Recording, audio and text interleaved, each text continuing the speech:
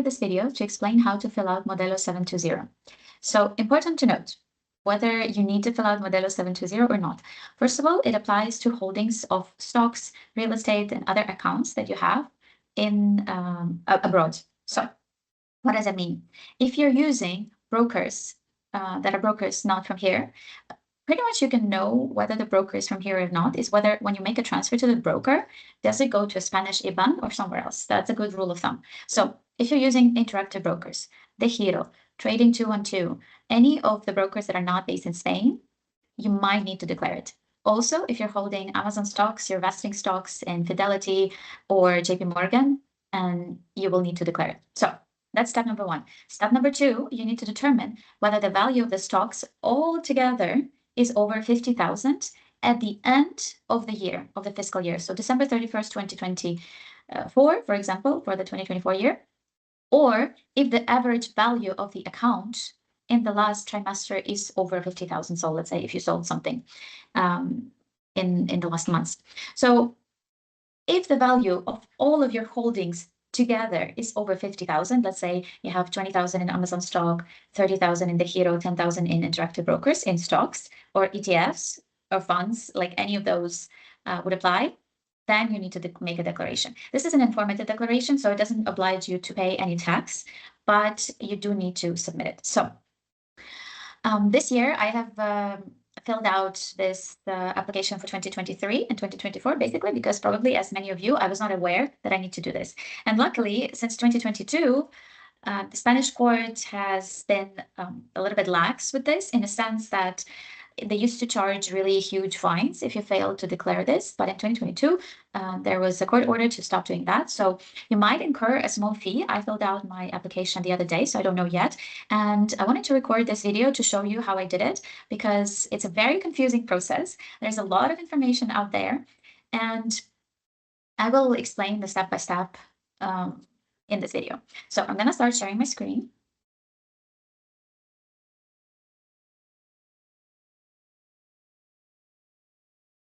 Okay.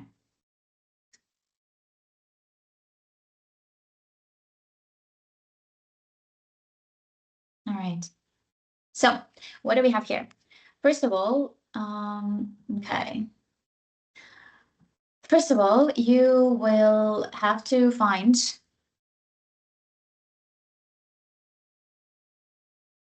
this in a typical website of Agencia Tributaria.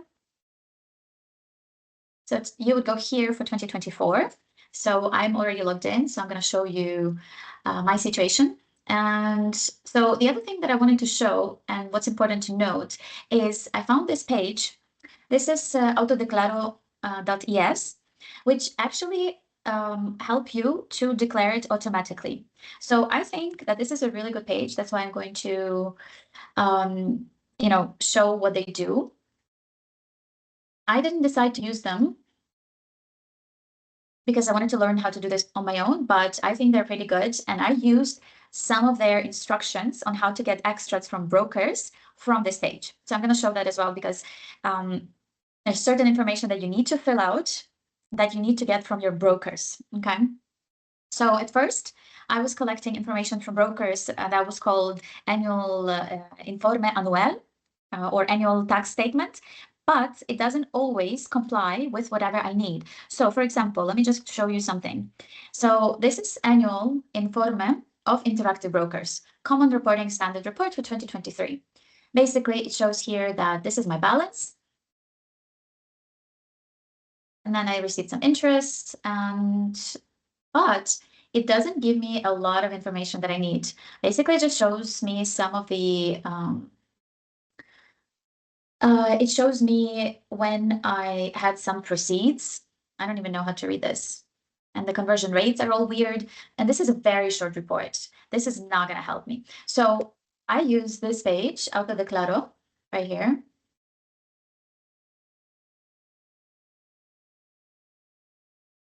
To help me with instructions on how to get how to get the detailed information that I need. So for this,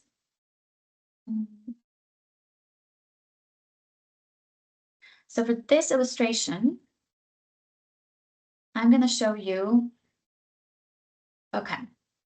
So I'm in Auto Declaro, and basically I have found how to extract information from one of my brokers, Degiro. And if you see here, you will have other brokers like Interactive. So basically you would just click here and it will give you the instructions on how to do it. And I would recommend that it has N26, it has Revolut, and all the other ones, Trade Republic. Before Trade Republic was with the Spanish eTrade, eToro, it's quite popular. So today I'm going to focus on Degiro, okay? So what do we need to do? Basically, following this instruction, you enter the web, you go to the open positions, and then you go here to download, and then you put the date that you need, and you export it in CSV.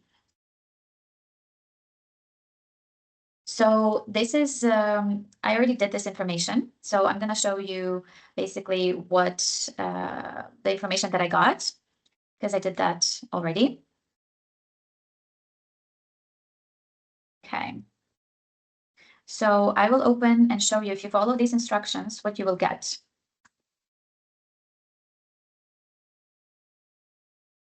Okay. So basically you will get a CSV file that looks like this.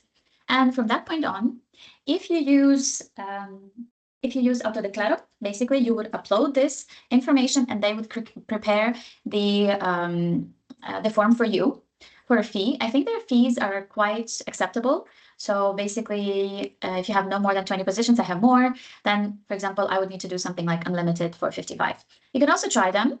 And I didn't do that, but I decided to do it on my own. But I think this is a good deal for 55 euros to get this. So, okay, let's continue working on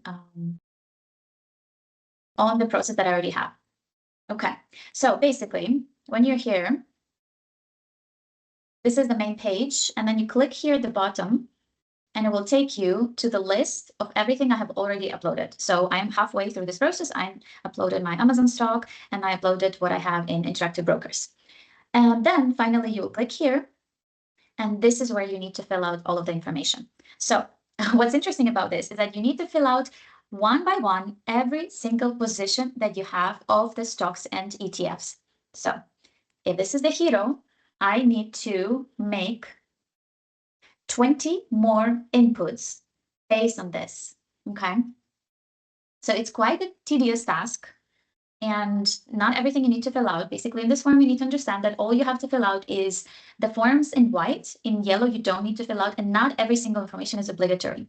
So after watching a lot of videos, I'm going to show you how to do it and what I learned from watching different YouTubes and also having passionate discussions with ChatGPT. Okay, so here you choose one because you're the owner of the account. Here's very important. This is the type of thing that you're declaring, the type of asset.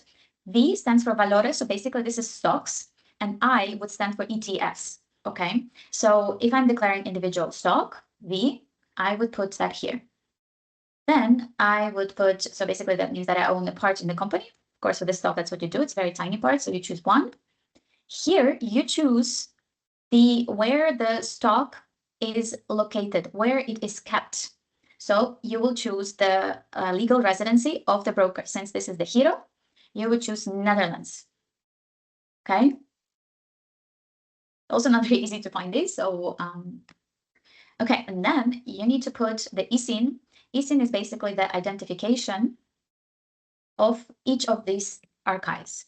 So here comes one of them. I copy this number, this ISIN, and I put it here. This tells the tax authorities that I owe Adobe. And then I would put here the legal name. Let's check what it is for Degiro. Okay, I don't know if I want to use that entire long name. I'll just put Degiro. Okay, you don't need to fill out anything else here. This is important. Country code. Now, this is where your stock is actually purchased. And we've seen that it had the US token, so it's actually purchased in the US. So I look for Estados Unidos. Oh, excuse me, haven't. All right, so I didn't finish this one. Let's do it. Okay. All right. So I look for Estados Unidos. Here, I saw some videos that are recommending to write this and others that are skipping it. This you would need to check in your transactions and write down when you bought it. I didn't do it. I did it for the first, but it took me a very, very long time. So for this one, I'm going to skip. I don't think it's even on the page of the tax authority, it clearly states that this is not an obligatory information. So I'm going to trust them. Here, you would choose A if this is the first time you're declaring it, or M if you are declaring it again. So since I made a declaration for 2023 and this is still something that I keep, then I would use M. C if you have sold it. Okay, so if there's something that you sold, you'd also probably need to declare it. I haven't gone that far. I'm just going to declare what I have. Okay, and then here we would go and then we would see Adobe. This is the value that I need to input here. And also I need to put how many stocks I have, 2, right here, cantidad. I would put 2. I also need to put in here A, and then my ownership, 100% ownership. Okay, these are the points that you need to fill out, and then you put save. Okay, basically, here you would be able to see, so everything that was written down correctly and everything that was not written down correctly. So I see that I made a mistake somewhere. I'm going to check where. It's very easy to see because here you will see that there's a mistake. The yellow means that I didn't input all of the data that was available. They are in particular referring to the address, but there you would have to look for the address of Adobe, and it's something that I don't want to do. So here I have made some mistakes, so I will check what I missed, and typically I missed one of those. So here, fill everything out. You see, I'm doing the same. Voila. Okay. Now I will show you how to input an ETF because that was stock. And so let's do another stock just so that it's clear. Let's see what we have next. So I'm gonna mark this one is completed. So there's Alibaba. And if I'm not mistaken, I did not declare this one before. So I'm putting V, putting 1, putting Oman because that's the easiest way to find this. Has been tested yesterday through lots of pain and tears. I'm copying this one and I'm writing here Degiro. Here I saw different advice on what to write. Some YouTubers are writing the company name, like I would write Alibaba. Some are writing the broker name. On the instructions of Agencia Tributaria, they allow for both. So I can actually choose and both would be correct. So I choose to write the broker. Here again, the country, I'm checking, okay. The country would be also the US. You might find this surprising, but it depends on where this stock is traded. So if it's traded on New York Stock Exchange, this is where you own it. It doesn't matter that the company is in China. It's listed on there. At least I believe this to be the correct way. And if you know another way and you know it to be differently, let me know and I'll be happy to incorporate your comments. Okay, so I continue choosing the US. I skip this. I believe I'm declaring it for the first time, but I want to check. So here's my... Okay, so here's my Degiro from, okay, it's not the first one. This is my Degiro from 2023 and it has it. Okay, so I was wrong. I already declared it. I write the value, which I take from here.